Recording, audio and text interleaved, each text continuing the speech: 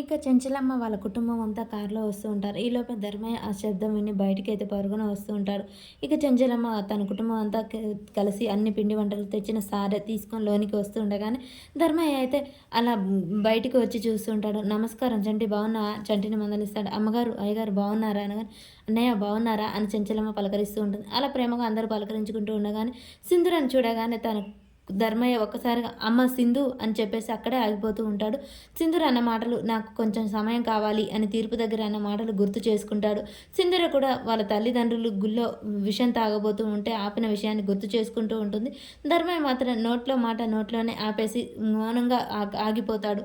ఇక అమ్మగారు బాగున్నారా అని చెప్పేసి తులసి మందలిస్తూ ఉంటుంది. ఏంటి గలవాట్లనే పెట్టి మాట్లాడతారా అని భవతి రేణుక అంటూ ఉంటుంది. లోనికి రండి అని చెప్పేసి లోనికి తీసుకెళ్తారు. అమ్మ చెల్లి ఎక్కడుంది లోన ఉంది రామ్మ దా లోపలికి రా అని చెప్పేసి తీసుకెళ్తూ ఉంటుంది తులసి. సింధూర అలా వాళ్ళ నాన్న మాట్లాడేందుకు బాధపడుతూ ఉంటుంది. ఈలోపే విజయమ్మ కుటుంబంతో అందరూ వస్తారు. వాళ్ళు సారే అన్ని తీసుకొని వస్తూ ఉంటారు.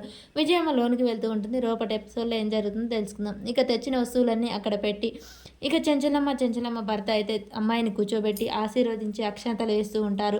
ఇక అన్నీ చేస్తూ ఉండగానే శ్రీవల్లి ఇలా ఉంటుంది. అత్తమ్మ నిన్ను ఒక మాట అడుగుతాను అనగా అడుగమ్మా ఇవన్నీ మా అక్కతో చేయించుకోవాలనుకుంటున్నాను అత్తమ్మ అని చెప్పేసి అనగానే చెంచలమ్మ అలా చూస్తూ ఉంటుంది. అమ్మ తులసి వెయ్యి నువ్వు కూడా ఆశీర్వదించు అని సింధూర చేతికి అక్షంతలు ఇస్తారు. విజయమ్మ ఆగు అని ఒకసారి అనగానే చెంచలమ్మ చూస్తూ ఉంటుంది.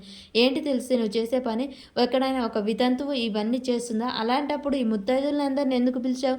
అందరిని వితంతువులనే పిలవాల్సింది కదా! ఏ పని ఎవరు చేయాలో వాళ్ళే చేయాలి అని చెప్పగానే చెంచలమ్మ కేశవ ధర్మయ్య అందరూ చూసి అలా షాక్ అయి చూస్తూ బాధపడుతూ ఉంటారు. మరి విజయమ్మ అన్న మాటకు చెంచలమ్మ పౌరుషానికి వస్తుందా? అసలు ఏం జరుగుతుంది అనేది మనకు నెక్స్ట్ వీడియోలో